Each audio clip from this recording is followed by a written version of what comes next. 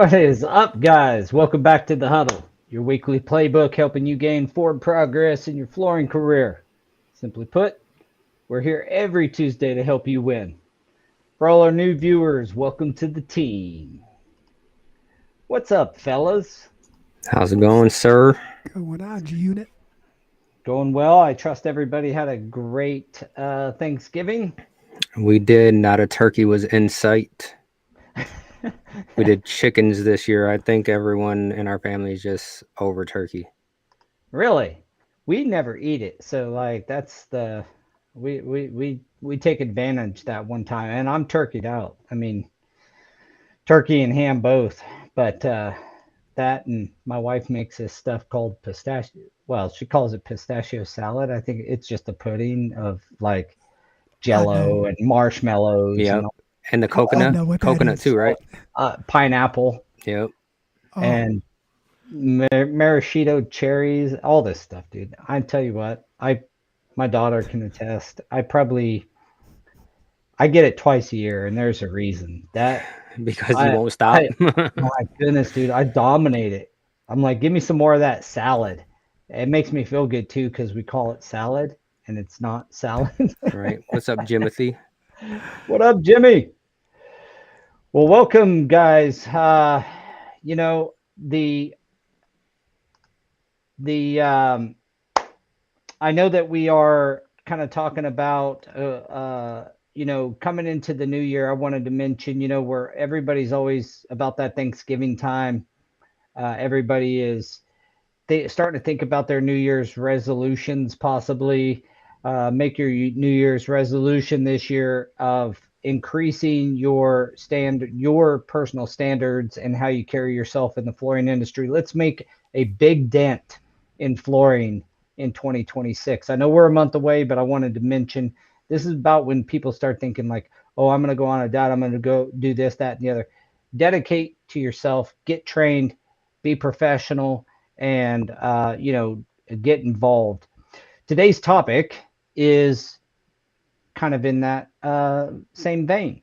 The future of labor in the flooring industry. Where are we going? Like, what's gonna, the guys and I are gonna chat a little bit about, what we see happening, some studies that have been done, different things that are going on, and where we see the future of our industry from a labor perspective. So, as always, you got the Michigan crew in Wichita here to help support chat. So get in that chat, say hi, give us some questions, and challenge us anytime you feel you can on our perspectives. So, with that being said, um, it's been a busy, busy day. It's cold here, yeah. and I got my hat on. I can't take it off, even though it's warmed up a little bit today, because my hair. I was just telling the fellows before we launched the podcast, my hair is like a nightmare just in a good day, and then you stick this hat on first thing in the morning out of the shower, and you got a real gnarly mess. Anyway, the future of flooring labor. When do robots take over, guys? When are they going to start doing our jobs? I mean, we have an auto welder, Yeah. Hmm. Yeah, we've already been there, done that, bro. We do have an auto welder, and it works really well. but as far as everything else, man, we're in it for the long haul, I think. Yeah, I think installers doing what we do, we might be able to get assistance from robotics, but as far as taking it over, the hands-on portion and what we do every day, I don't think that that's going to be very easily taken over by robots. So there's been, quite a bit of uh, research. I wouldn't say studies, but research done on the effect of AI and robotics on different industries. Uh, so the trades, it's been proposed. It's going to be more assistance. So what they mean by that is like back in the day before there were two wheel dollies, You carried stuff by hand. Well, the dolly is an assistant to you doing your job. There's no in the foreseeable future, and they're only looking out 5 to 10 years, depending on which research. Uh, the they're not going to come and glue our floor and install.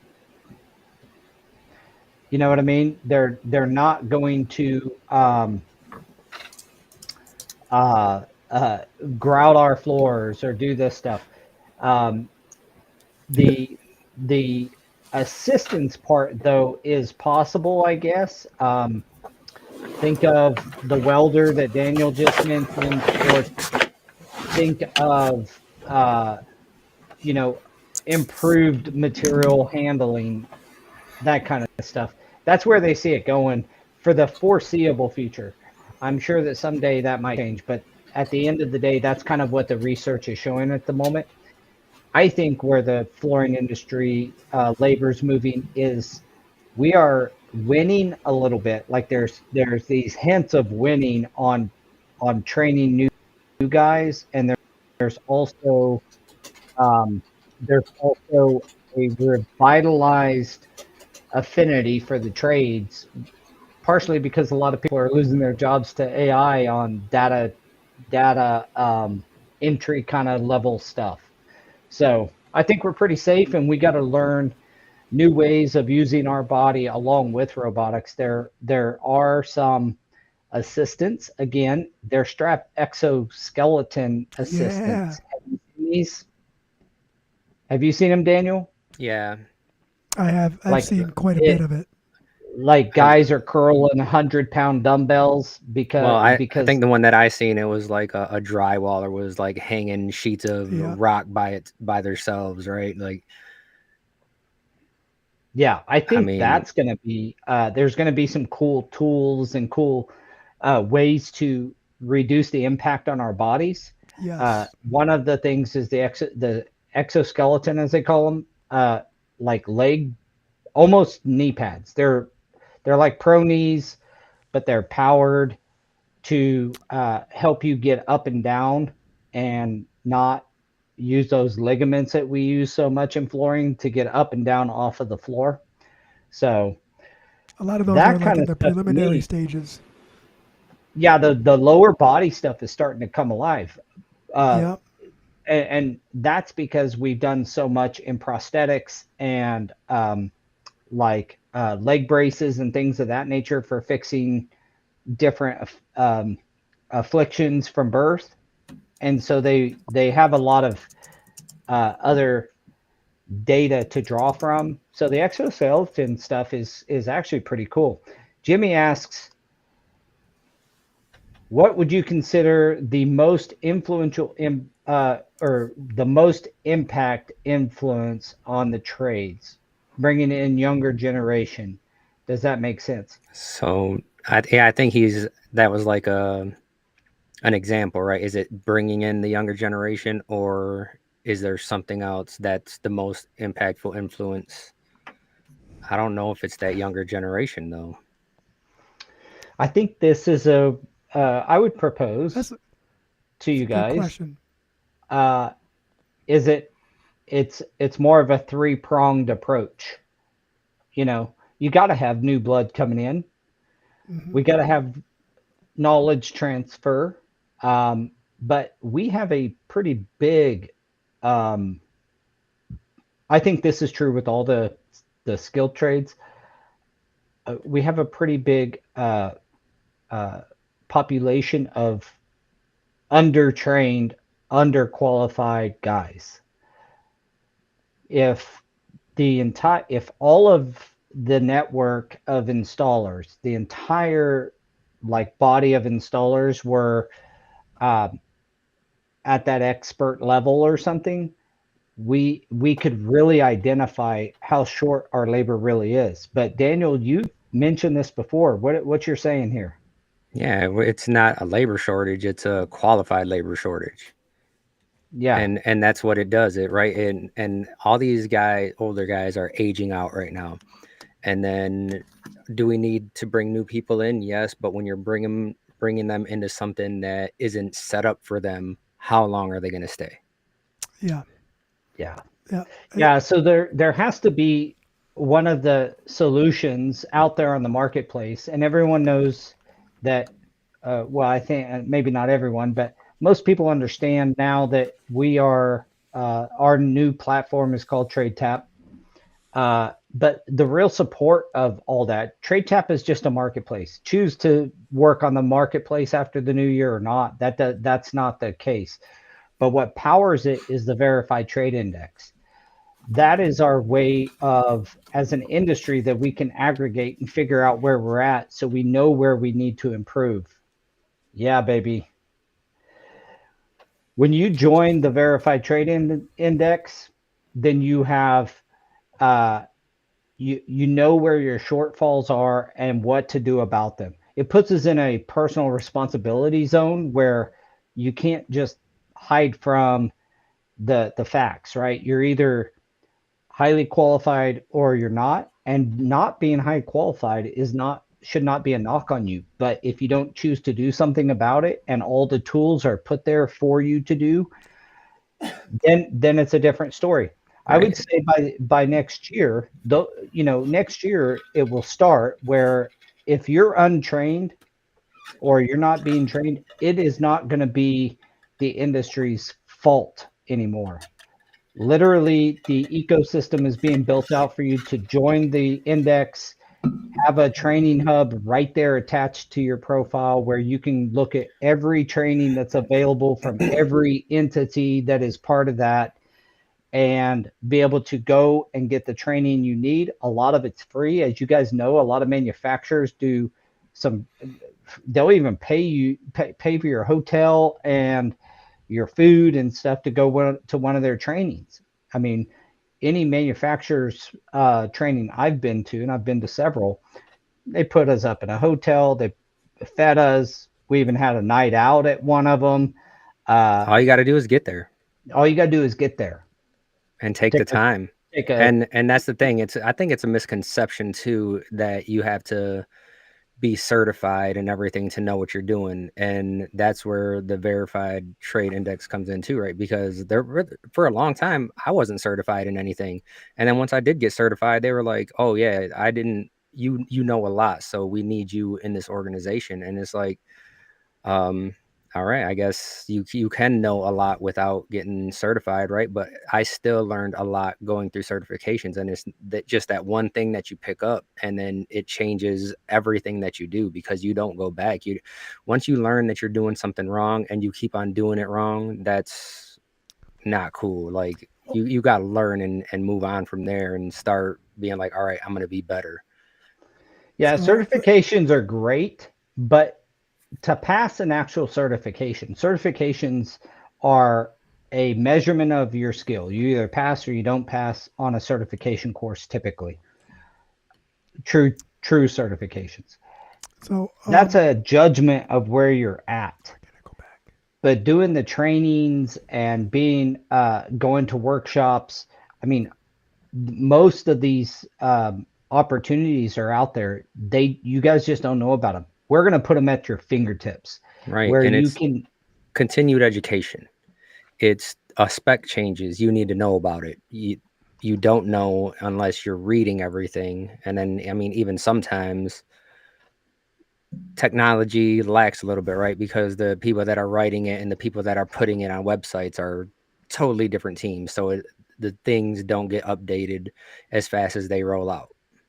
Oh, and you Yeah, need failures. You need failures in order to update specs and to change specs. Not only when you're missing ingredients, you change something, but if there's a failure and you find out why, specs change because of that too. I want to go back to Jimmy's question about getting bringing in the younger generation. I just want to touch on that. And Daniel had said it earlier a little bit too. Is the younger generation really looking at the hands-on portion of trades as lucrative, or are they looking at it as my my dad, my grandfather, my uncle's body got beat up? I don't want to do that. I'd rather design. I'd rather be an architect. I'd rather be a supervisor instead of learning the hands-on. So, as a flooring industry or or in the flooring industry, I know we're not doing the best to create a good structure for to attract the younger generation. We're trying. People are trying. It feels Uh, like we're making a little bit yep. of a headway. There's a lot of organizations out there that are starting to make some good headway. The government, so this is a piece of information. The government is getting much looser with their purse strings because they realize there's two things. You have less people because the immigration thing we talked about last week with Scott, right? So you have less people. The fact is you have less jobs. I've said this a couple of times, but the jobs report on the last quarter, like it was the first time that our GDP went up and our jobs went down. Like we were producing more as a country, but less jobs to support it, and significantly so. And it's the first time that that dynamic was there in that, especially to that magnitude. So the jobs that were out there, Jose, that when a kid is looking at like where can I get a lucrative trade, and I don't prescribe to the thought that these kids are lazy or they don't want to work. I think that the opportunities are misrepresented. Like it's not they were sold a story of going and getting a sociology degree and that they could get a career afterwards, or a art degree or a this or a that. If art's your passion, go do it. But my point is that a lot of people went into these college programs getting 4-year degrees doing stuff that they ended up not getting a job for, or that Mm-hmm. they were not able to make a meaningful living off of. The trades are by far the best way for you to uh, uh, you know earn a livable income, and then have your hobby or your stuff on the side. Like it's okay to do those other things too, but we started taking hobbies and turning them into careers, or saying they're careers. And I don't think that the younger generation is just lazy. I think they got sold a book of goods, kind of. But the trades are coming back. Like the government's starting to spend more money on them, uh, on supporting the training. There's a lot of information out there that we've learned about how they are doing that. There's some courses that are going to be free in the future, and you can take a pretty good sized course to um, launch your career. And then having a career path. That's what the VTI also supports, is having a career path to accelerate your career, get better, show your value, and then win more work. Um, you know, my dream is that the qualified guys are always winning the work, and the unqualified guys have to go get qualified. Right. Jorge says that he loves getting his ass bleeped. I guess I already say I said You're ass. I Yeah, you bleeped the did. wrong bleep word. kick. His ass kicked every day in flooring makes his body feel good. This trade is all body and mind. If you don't like the pain, this isn't for you. And I mean, I can kind of understand that to a certain extent. And then sometimes my body just feels like overdone. Like Yeah, I that's think there's your a body bit, does that.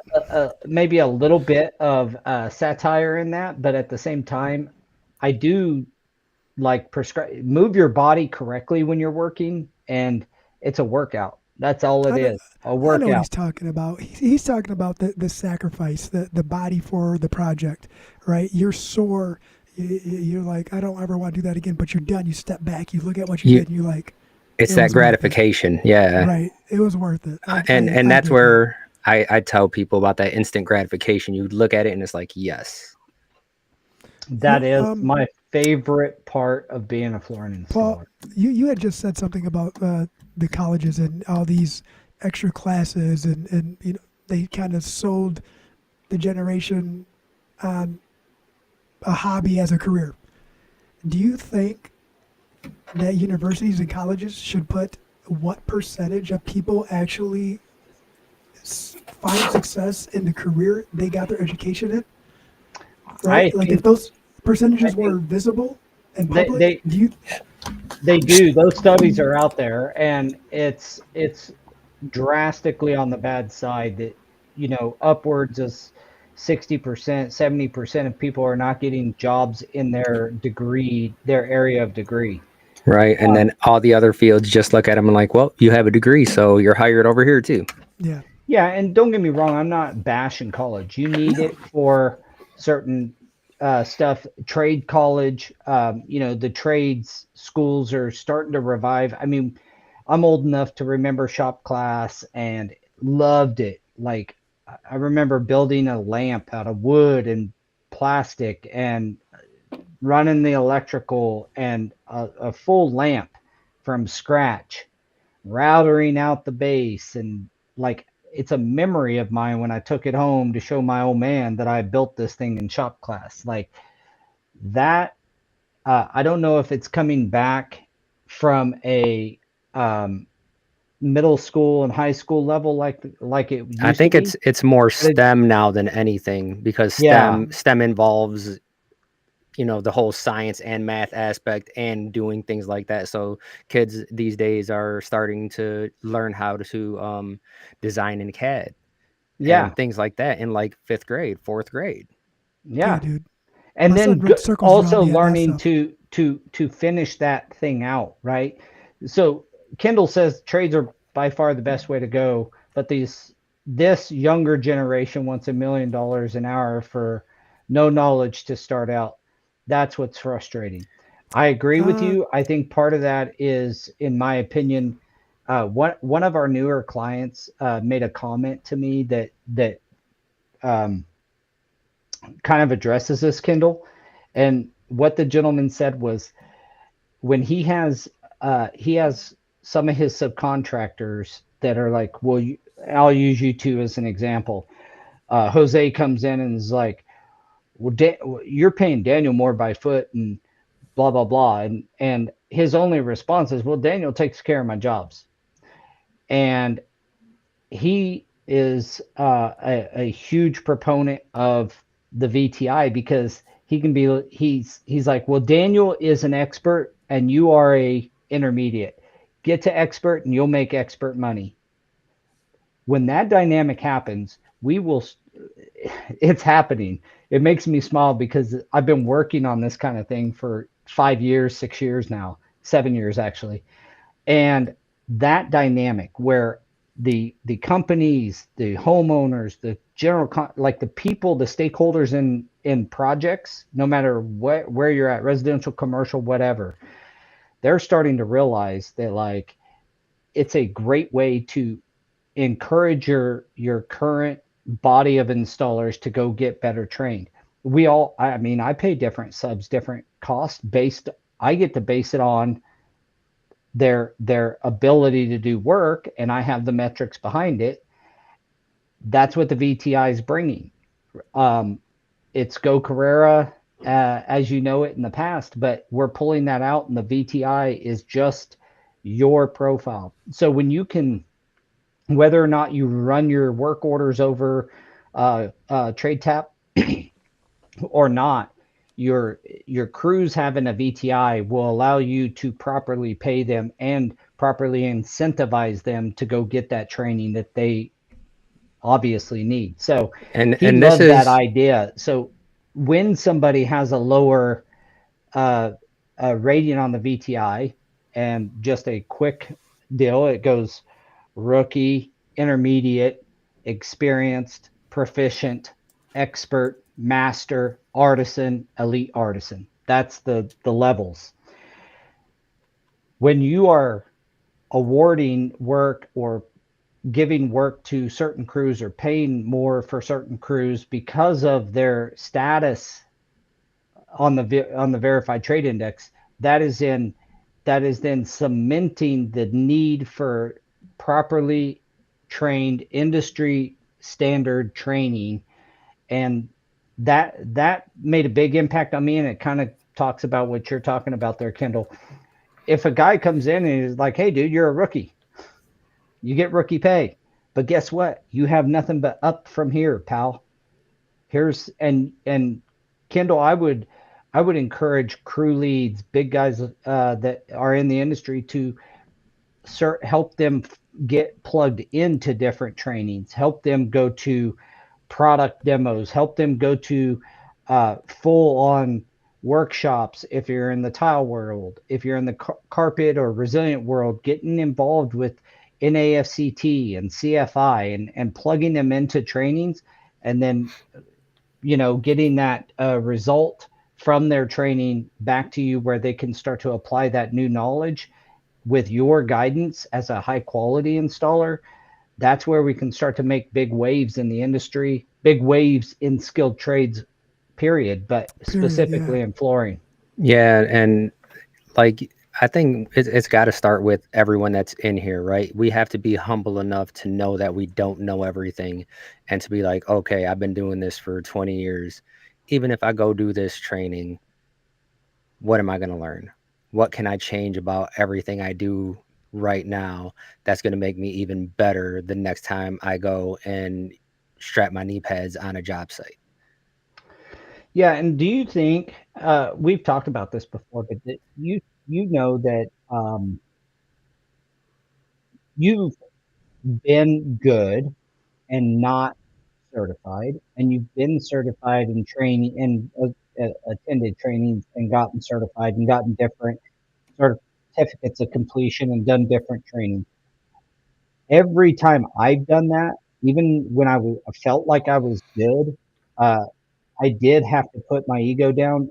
And when I did that, man, there's so many little nuggets that made me more money, dudes. I'm telling you, like Eh, you pick up, it doesn't take the whole course. It takes one little thing to impact your financial standing for the next year in a major way. you Right. just said that too. Did Is you the experience nugget? that, Um, YouTube? yeah. Well, you just said the nugget, right? When you set your ego aside, you actually open up the door to absorb more information. Because if you're like, oh, I already know that, you're not really paying attention. You're not invested. But if you're like, I really want to learn something. Let me invest myself into this, and you're open minded and you're learning and you're sharing information you have. They share what they have. You learn so much more. You improve your own techniques. Yeah, and Jimmy says every certification he's taken, he's learned something. Always be learning, and that's where I used to use the hashtag never stop learning, and that's how you got to be, and that's how when even I'm the instructor, that's part of my introduction, right? I tell you where I'm from, tell you what we're gonna do, and then before we go out into the warehouse and start cutting some stuff up, I'm like, listen, I'm not here just to teach you guys. If you see me doing something and you know a better way, you let me know. That way I can change what I'm doing. And I'm upfront with them right away. And some, yeah, not this last class, but the class before, they taught me something that I still use when I'm out there heat welding these verticals on the flash coves. Like I never would have thought of it. It's something super simple. And now I use it every single time. I I am so glad you brought that up because that one thing that you have to realize if you are in that mindset, like, what am I going to learn? Maybe you can go help someone else learn something at one of the courses. As I've been involved many a times in a training course where somebody in the one of the students brought up a technique like you just talked about, Daniel, that helped everybody out, and the instructors, most good instructors, are like, hey, that works, that's great, and help to reinforce that new knowledge. But you just might bring something to the table that can help someone else. So you're there to learn, and I promise you, if you get involved, you will pick up new new stuff. You will Yeah. learn some new stuff. Jeremy says the more you know, the more you can make. Learning a little more than you know now could save you hours on the job. The faster a job gets done, the quicker you get paid. It's a win win. Yeah, yeah, efficiency is absolutely high quality and then efficiency. And I urge Hmm. everybody, make sure your quality's in line first. I made the mistake. I was really fast and was doing pretty shitty work early on. Um, Looking back on, it, I thought I was doing great, and that's a lot of you. Like you think you're doing great, you just don't know how ungreat you're doing yet. Yeah, and Uh, that's the thing when you get on some of these projects with some of these GCs, right? And they don't know you. And say you're on a job and there's multiple crews going, right? And you guys are doing the same thing in a different area. And I've seen it, and it's like, well, they're over here, and they're like 3 rooms ahead of you guys right now. And it's like you just have to trust the process, and that's what I tell them. You just trust the process, and Yeah. then we prep, and then boom, it's installed in one day, and then mhm. prep, and then boom, it's installed in one day, and then them being ahead 3 4 rooms, and now we're ahead 10, and that's the kind of thing that you have to learn is that a lot of it is in that prep work and knowing how to efficiently run things. Prep, Yeah, it's in that staging, process, yeah, the right? sequential That order, the process, yeah, like everything all goes together. And I used to hate that part of it is organizing and always feeling like I'm staging things and staging and staging and staging. But then once you're done staging, you fall back and everything starts clicking. The crew starts working together really good. It's like a machine. Boom, boom, boom, boom. Done. Yeah, there's only a few people that where you can go on a project, and you don't have to say nothing to nobody. You just walk in, even if it's already going, and then you just start doing something. And then that person sees you doing this, they were like, "Oh, I was about to do that next, but now I'm gonna go do this something else." And then it's like it's crazy when that happens, but you have to have that mindset. And I think that's where when Kendall was talking about the kids these days want so much more to start out, I want people to realize that we deserve more to start out, right? We can't keep on saying these kids just want more. We need to say they do deserve more, and everyone in the industry deserves more, and we have to start upscaling our our talents in well, order to get there. this goes all the way back to I don't remember what podcast it was, but I've referred back to it. I think it was a one of our blue collar cruises where 70, you guys might remember, 70-ish plus percent of people will pay more Yes. for a tradesman in any category if they know that they are better than the others. Yep. Without the VTI, which is a rating, a standardized rating system, they don't have a way to do that. Now they do. The point is with all this coming down the pipe, you need to make sure that you are bidding your work to make money. And based on your stature in the VTI, you can demand more. People will pay more. Then you're able to what? Pay that kid more. Our industry has to grow a little bit. We have to grow, and the top has to grow, meaning the high quality installers need to grow their revenues so that they can pay a little bit more. That's going to help everybody in the equation. And like you said, Daniel, they do deserve more. I mean, you can't start somebody out at less than what an Amazon is going to start them out at to move a box from here to there, which I mean, there's Amazon just laid off 40,000 of those people because it's because of what we were talking about earlier. So that is why, um, the Bible says, work with these. They can't take that away from you. Uh, Many a smart man has said that, right? Work with your hands. If you So, got a skilled trade, you have something that cannot be just replaced like that, especially if you're a high level skilled tradesman. so I got a theory here and tear this apart, guys. So, in order for us to pass on our trade, we need younger generations. We need to be able to pay them more. Does that mean that training and education is should get on a faster track instead of requiring a prerequisite of years and experience? Maybe speed up the training process so they can fail faster to learn more quicker. Um, I know that sounds kind of weird, and I'm trying to make sense of it too, but should all of the trainings be a fast track so that way someone can get out of career a little bit quicker, ask for more money, have credentials that say that they're valued at more, but then in order to maintain it, they have to perform. Well, we just don't, you know, before the VTI, we just don't have a credentialing mechanism. Okay, so there are kids getting trained, but they're not getting hired by the flooring industry as quick as we need. Like, one of the catastrophes that I think happen is that some of the organizations that are doing some really good work to get some kids trained, but then they're not getting hired. A lot of maybe, and I'm not saying this is a fact with Kendall's comment, but it's if you're hiring off of Facebook or Craigslist and the kid was a worked at Chick-fil-A and then now he wants to come work for you and wants 18 or 25 or whatever dollars an hour, that part has to be, you know, there is a job board for the flooring trade called Jumpstart. If we will just go to Jumpstart and hire these new kids coming out, that would help. Um, that is like we just have to start utilizing some of the pieces of the puzzle that has been you guys have been a big part of it.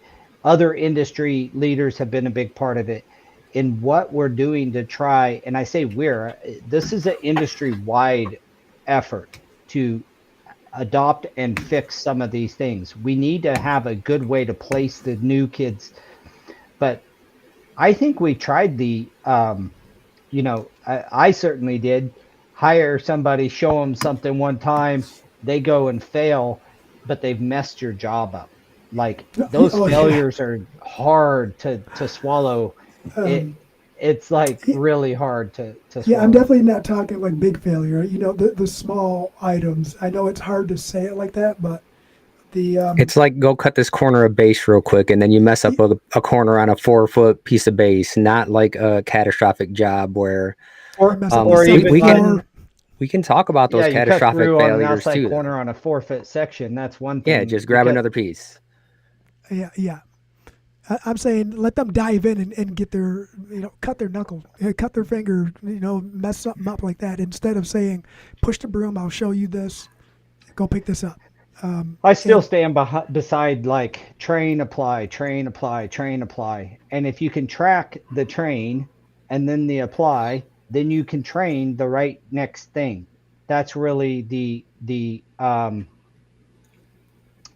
that's really like how most people learn most effectively. I mean, think of a kid learning to walk even, right? They stand up, they don't learn to walk until they fall. Just to your point, Jose, right? But they get up, they take a step, take a dump, get back up, take a step, but they're learning and they're applying. They're learning and they're applying. Yeah, Jeremy says he was the quicker messer Quicker upper messer for a upper. while. And that's the thing, right? And I started laughing because I think of it, and like when I'm doing something and I technically don't know how to do it, I guess, but then I always say to myself, "Oh, don't do that." yeah, yeah. I have a tendency to call myself stupid. I'm doing, oh, don't do it like that, stupid. You knew you were about to mess that one up. What are you doing? I'm going to use that. That's the first time I've heard that, the quicker messer upper. Oh yeah, I Jeremy with there the was many times Tasmanian where devil. I just looked at Jeremy and I was like, Jeremy, what are you doing? I don't know. We actually had a guy tell us that who actually became a really good installer at one point. It's like, dude, what are you doing? He goes, I don't know. Well, Denise made a comment earlier that we have to get retailers and manufacturers on And board. that was our conversation with Scott. Was that last week? It was Yeah. last week. Yeah, when he was saying that, and that's his vision, is getting everyone on board, and it's just a matter of how do you go about that. Well, I'll tell you how we are going about it. And as a, like, why have manufacturers not said you got to be certified to this level? And we've had this conversation before, right? You got to be certified. Well, what does that mean? In carpet, is an R1 certification fine from CFI, or is another? you know, certificate, like in tile in particular, you can get an online certification. So is that good enough? Like they don't know how to put there's been no metric for them to aim at. Manufacturers are responding well to the verified trade index that they have a spot that they can say you need to be this level to be able to do it. They don't care where you got your training from. It's they also can't jump in bed with one training entity and then Yes. abandon all the other training entities. And that's also a problem, right? We've been us three have been in that room when they were having those conversations, and one or a union organization is like, well, you need to make sure they're this, and someone else with another organization, I will not mention names, but they stand up and say, well, it needs to be our certification, and someone else was like, why is yours? What about? No wonder the manufacturer's like, F that. I didn't want nothing to do with that argument. right? But if there's a third party organization that they can point to, they have responded very well to that. Here, And that's here. where we get the VTI from, right? Yep. Kendall says his question is, it's a hands-on trade, so you can't do it out of a book or I mean, you could do it out of a training school, but every project is going to be different, and that's what you have to teach that going in, right? But everyone Well, that, has their own way of doing things. Where do you go from there? And I think that's where people need to realize that there are standards out there on a lot of things that people still don't know, right? The CRI 104 and 105 for carpet. One's mhm. residential, one is commercial. So unless you know that there's standards out there, you are going to keep on doing things the way that you've always done it until you realize that, oh, there's a standard out here. Let me take a look at this and see what it says. And then you realize, oh, I was supposed to be stretching this much, and the tack strip's supposed to be this far away from the wall, and it's Any it's number of things. But what it does do is go back to what you said. I agree with Kendall. You can't learn it from a book and a training one time. But No. if you do what you suggested earlier, Daniel, which was continued education, continuing the training, then you get in that thing that I was talking about, which is learn, apply, learn, apply, learn, apply. So that repetition is what gets you there and allows you to fail forward and not just fail. The problem that I saw when I first got in the industry, and I was sad to say part of it was I failed, but I didn't know why I failed. It just failed. I failed, and I did because I had no real knowledge to land on. well, I just it just failed. I well don't that know, and we didn't and I didn't have a know what to computer in our fix. pockets when we started. We That's couldn't look right. up the specs of everything. Yeah, Dude. or watch a YouTube video, or even I'm gonna date myself here. I've been on jobs. I'm old enough that I didn't have a phone. Like you still used a payphone. Dude, we were talking about that the So other day at the office. I had a So beeper. yeah, a beeper or a payphone. Jose says Yeah. that Shaw has a new wool carpet that you need. It says that you need to be a certified installer for a warranty, and I can see that. Um, but the thing is that they will still sell it to someone who is not certified. Yeah. So here's the dichotomy of that. Just to kind of break that down, Jose. The problem with that is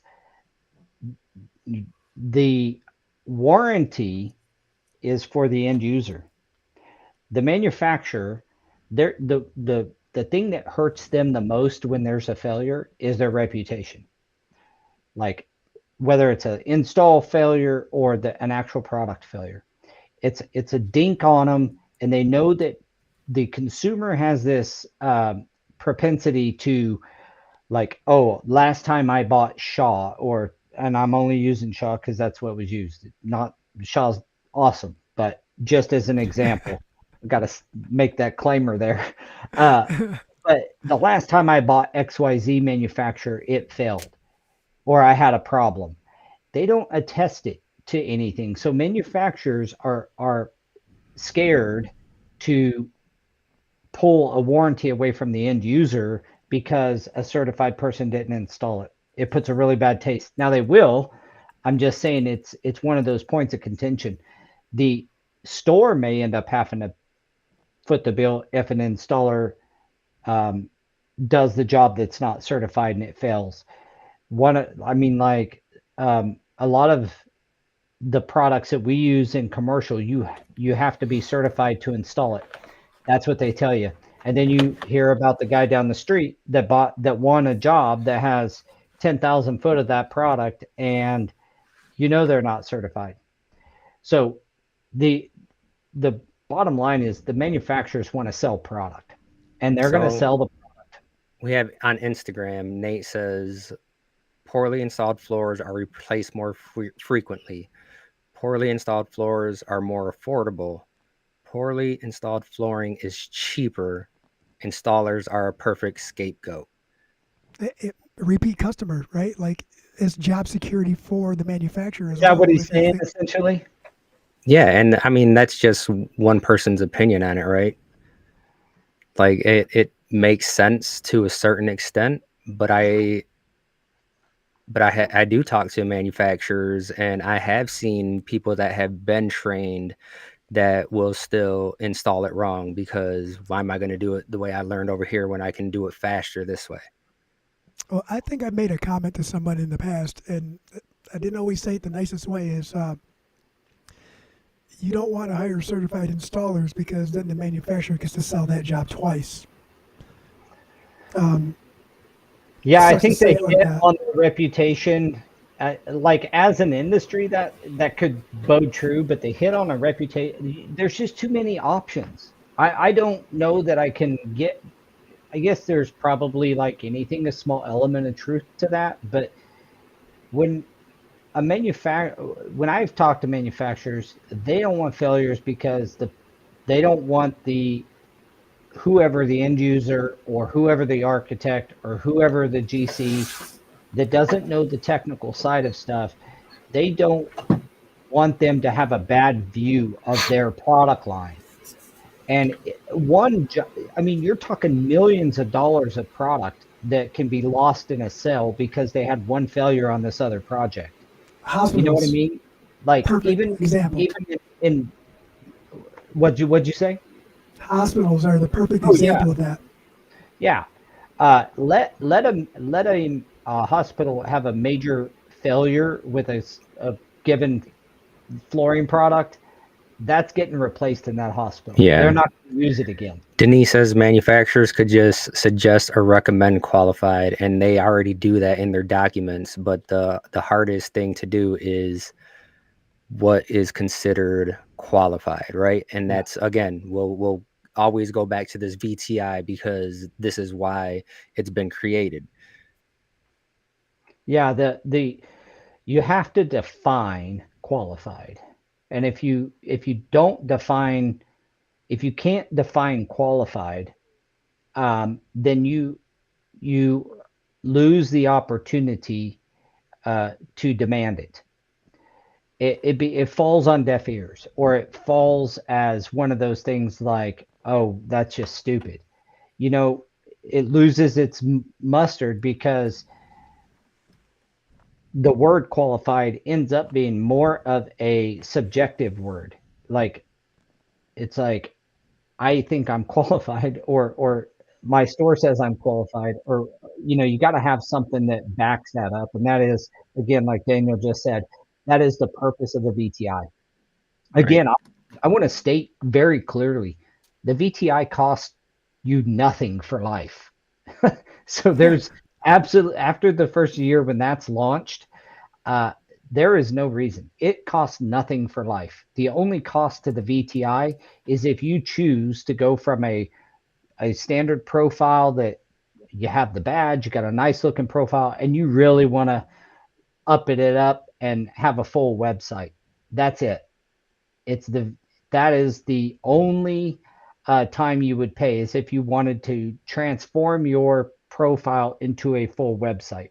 Other than that, you get the VTI 100% free. You'll have a card with a QR code that you can show your customer. They can QR, look at your profile, and you can sell your quality.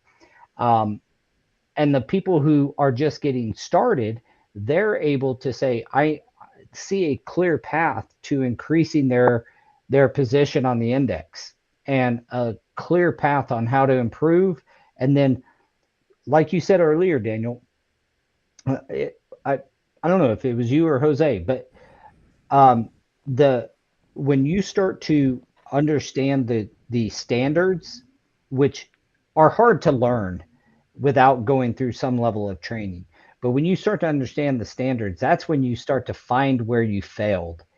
That's what I was talking about a few ago. Is there's so many people that were like me. I would mess something up and I would have no idea how to fix it because I didn't know why it failed in the first place. I was taught to do this. Particularly, I remember doing. I was trained on double cutting Everything. carpet at the first, right? Um, I double cut a ton. Well, I got put on a job. That's all I knew. I double cut it. It mushroomed out. It looked like fart, dude, like a big fart. It was horrible. I was like, I did everything right. I didn't Yeah. do Right. any of And it right. you only know what you know, right? And we've been on projects too where, I mean, earlier on, we were still that crew that was like, well, I'm not going to double cut this because I know this stuff will follow a row. It doesn't Oh, matter dude. how hard it is. And then we're working at the same time as another crew doing different stores, and then they're getting calls about the other one. They're like, well, first it was, why are they getting done so much faster than you? And then it was, oh, why are we getting so many calls about issues on these stores but not the ones that you did? Yeah, they want us to come over there and throw people under the bus. I'm like, hey, I can't do that. I don't. We don't know Well, under what circumstances. I learned later through training that there's a method of approaching a seam, right? Especially in commercial. If you can row both and butt, there's going to be some sways, but if it's intolerance, you can pull those together. And if that doesn't work, then move to row and trace. And also, I learned to test, try. Oh yeah. That helped me out a lot when I got into the sheet vinyl world, and I started to really believe in knowing the industry, like knowing and being trained. I I would spend I several hours sometimes working to get my gun and weld rod and seaming correct before I'd ever touch a job to go in and actually heat weld it. I still do that. You will not catch me go start welding on a job, even if I know the product. I am going to test it. The site Oh, it's different conditions, in every all of job. the stuff comes into play when you're doing this. How cold is the concrete? That can affect your welding.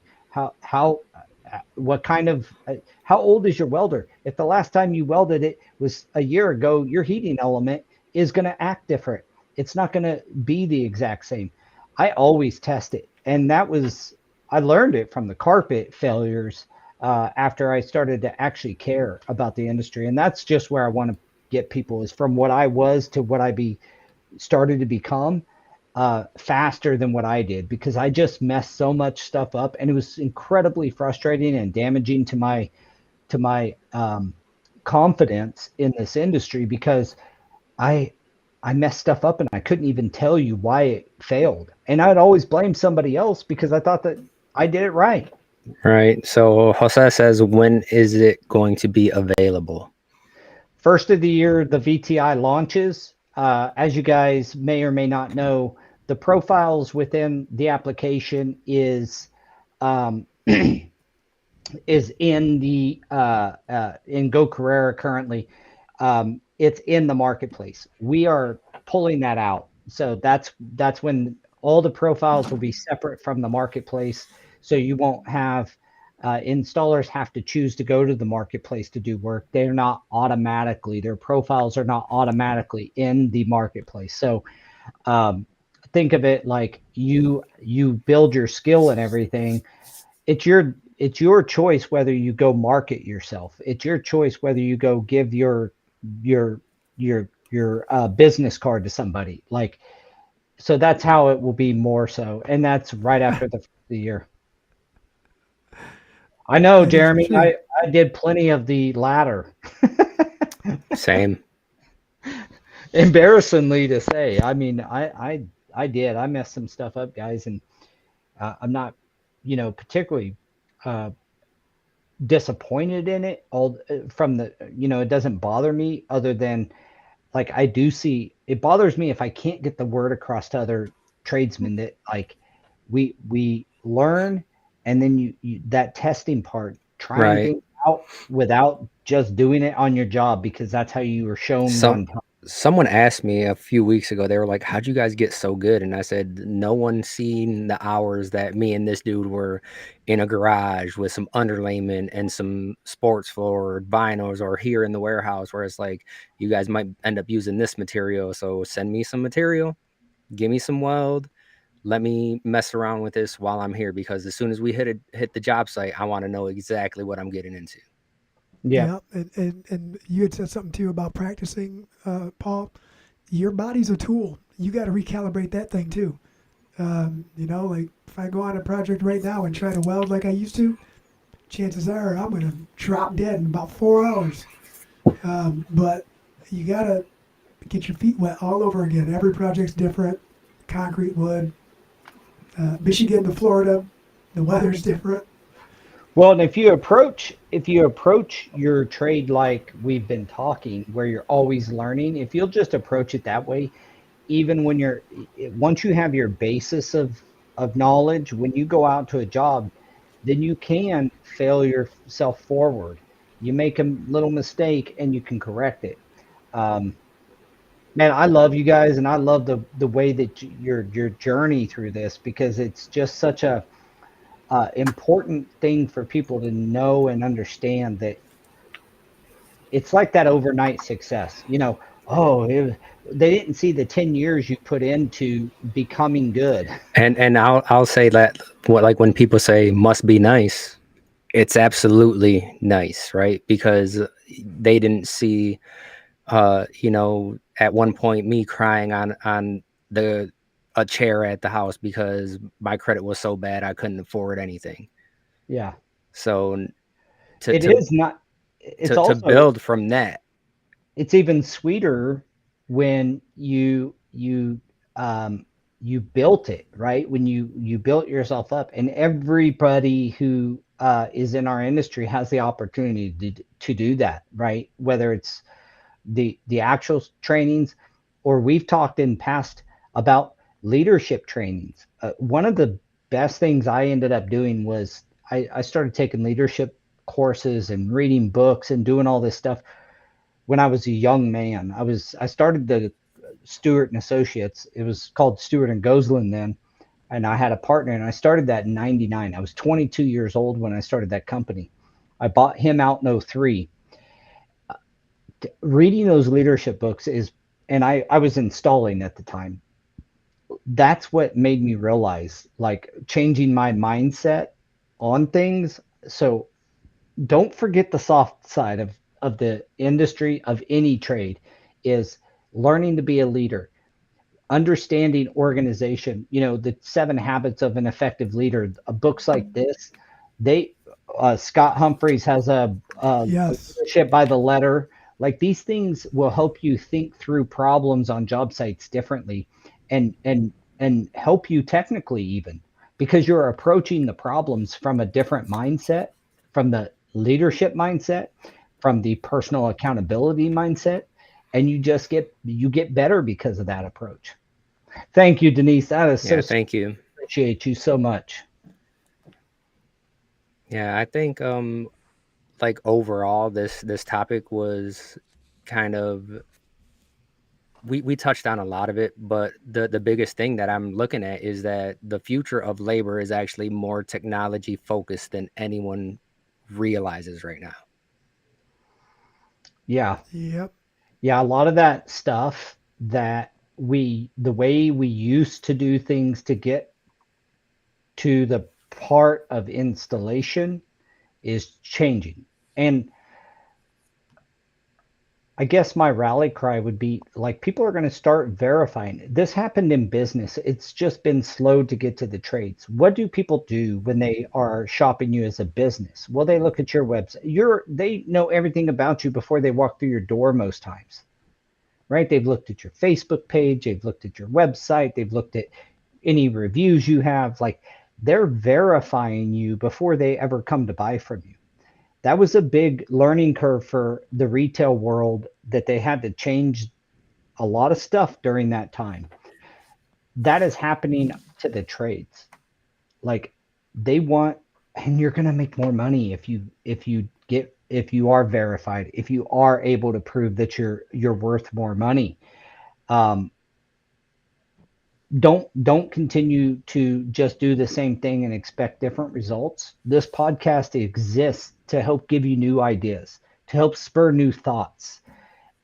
We're not geniuses or know everything. We just know a little bit about what our experience, a lot of bit about what our experience was, and we try to share that with you so that you can make different decisions. Like you don't have to lose, Yeah. almost go bankrupt with your company like I did because of bad installation, because you refuse to invest in your people or invest in yourself. You don't have to do that. Learn from us. Like please don't do the same The, thing that the the mistakes we've made. think about the amount of times that you had to fail in order to find that one success. Just think about that. Like, think about that. Like, holy smokes, that's a, I'm 45 years old now. Oh, where'd time go? Yeah. I've messed Well, up and more than I've found any success. And I'm going to continue to find failure because failure leads to success and more as long as you're consistent failing success. where as long as you're failing in the way you're failing now, don't fail like I was talking about where you fail and you blame everybody else and you don't have any knowledge to fall back on to get better in the first place. I was stuck in that loop. I mean, I guess I'm not that proud of it. It just is what it is. The fact is that if you don't have any knowledge to say, you know what, if I'd have done this a different way, I'd have a different result. And I think I know the right way now. That's a good failure. That's where you just paid to learn is what you did, whatever it was. Yeah. And But I think that people have to realize that we say forward progress for a reason, right? That's our tagline. It's because in football, forward progress is if you get pushed back, they're still going to count you down where that ball was, right? You're going to get yep. pushed back at some point, but it's getting back up and then keep on pushing forward. And that's what we all have to do. And once, bring them younger kids in and we're like full circle moment kind of talking about what's going on with the labor is we have to bring those younger kids in and show them that it is going to be lucrative and we all do have to raise our prices. And I think that technology is going to help us in that because it's going to let everyone know inside and outside of the flooring industry that prices need to go up in order for you to get the installation that you want. Well, and you're exactly right. And as our industry might get any industry, any skilled trades industry might get a little flooded with the uh, ma- machinist who his job got automated, and he installed tile in his bathroom one time 6 years ago, and so he goes and tosses a Jim's tile sticker on his van or on his truck and starts competing against you, and you without ver- being able to prove yourself, you're competing on semantics, what you say versus what he says. If he's better at selling himself and you lose a job because of that, that's what is like what we're trying to prevent. We're trying to elevate our trade. I wanted to Nate says it's the fool who learns from his own mistakes. The wise man learns from the mistake of others. I had that presented to me in a little different manner. And it was like a smart guy will learn from his own mistakes, but a wise man learns from others. Yeah, And same. a fool just doesn't learn. It, And or was like I was early on, has no basis to even learn from. So I do think that not Jimmy, just Jim. Sorry. Oh, that's funny, Well, Jimmy. you know what your boy Um, Mr. T used to say about the fool. Pity the yeah, fool. pity the Pity fool. the fool. All right, guys. Well, we've closed out a good solid hour. Thank you, everybody, for joining us today. It was awesome conversation. I think from a high level, what Daniel was saying is bring in the young guys, command more money based on your skill and ability, be a pro, and pay your guys more, pay yourself, get paid more yourself, and it's a And win-win. and And start using technology, man, especially when it's like low or Yeah. no cost. We all have to like every industry is data driven. Without people giving that data, we're not going to move ahead. that's why Without you this signing up for all this stuff, we are not going to move ahead. knowledge is power, even more so today than it ever has been, because the knowledge is so easy to access. So you really, yeah, I second that thought. What's your final thoughts there, Mr. Jose? It's time to hold ourselves accountable for our successes and our failures. That's really what it amounts to. You want to you want to solidify your role in a career in the flooring industry or any trade industry. Educate yourself. Find a way. Create a means. Create a name. Learn how to be your own. Um, what's the word? Learn how to market yourself on your own, and then people will On market your, for you. I Um, I want to go, add to that yeah, just a quick one.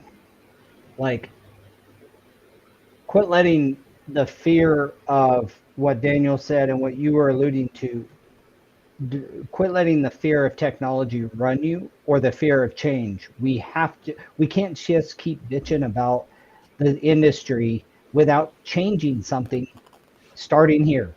Um, and I think, you know, continue on, Jose, but that was just something that popped in my head right when you said yeah, that. no problem.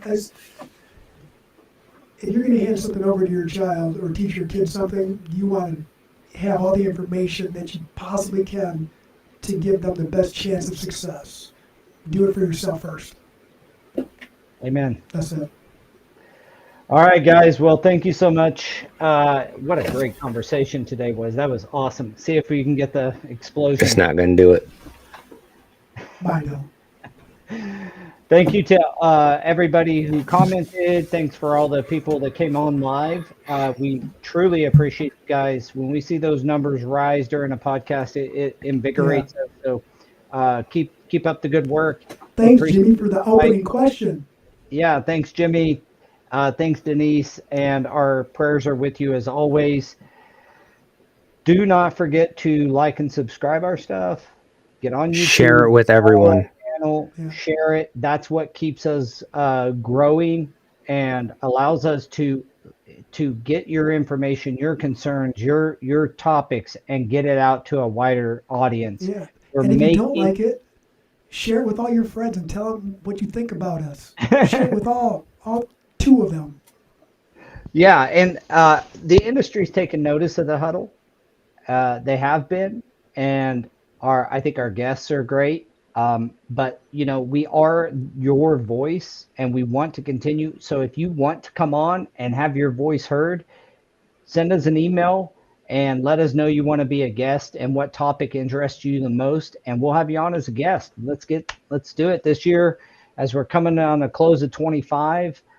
We want to have even a better podcast for 2026. And, you know, the huddle is going to be live with the Wi-Fi being women in flooring industry at Tice. So come and join us. If you don't join us live in person, join us on our social channels and join us on a great conversation with the ladies from Wi-Fi. And that is January what? 20, 2026. yeah, something like that. So look it up, Tice 2026 in Vegas. If you can be there, be there. If not, join us for that live event. And we will continue to remind you about that. And until then, we'll